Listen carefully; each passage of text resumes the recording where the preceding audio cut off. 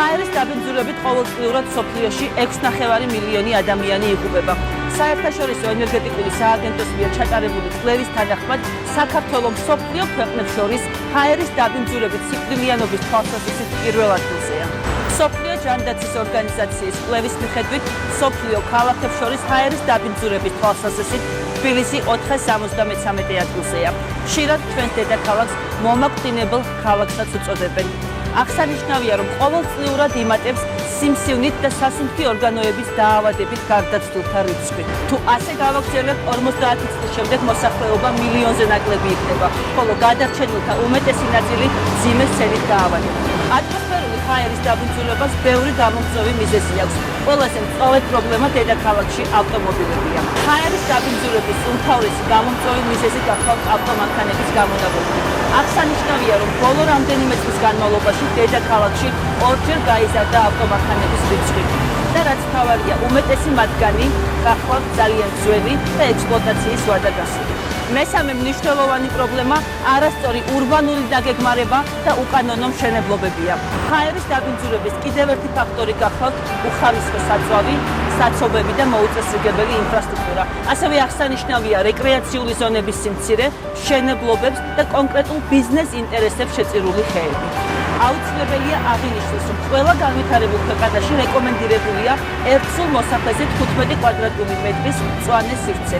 დღეს კი საქართველოში ამ მავნებლური პოლიტიკის შედეგად ერთსულ მოსახლეზე მოდის დაახლოებით 3 კვადრატული მეტრის რეკრეაციული ზონა. განადგურების პირასაა არსებული მწვანე სივრცე. თბილისში მასიურად ხმება ხეები. ახალი საქართველოს გუნდი მონიტორინგს ატარებს მთელი ქალაქის მასშტაბით. დედაქალაქში ჰაერი კლავს. გამოსავალი ყოველთვის არსებობს. ჩვენ დავთვალეთ, რამდენი ხეა საჭირო იმისთვის, რომ არ ვიხოცებოდეთ. თბილისში ცხოვრობს 1,191,300 ადამიანი. საკმარისი ჟანგბადის რაოდენობისთვის თბილისში მცხოვრები ადამიანებისთვის საჭიროა 397,100 ხე. თბილისში დაახლოებით 400,000 მანქანაა. ერთი მანქანა უდრის 45 ადამიანს. 400,000 მანქანა უდრის 18 მილიონ ადამიანს.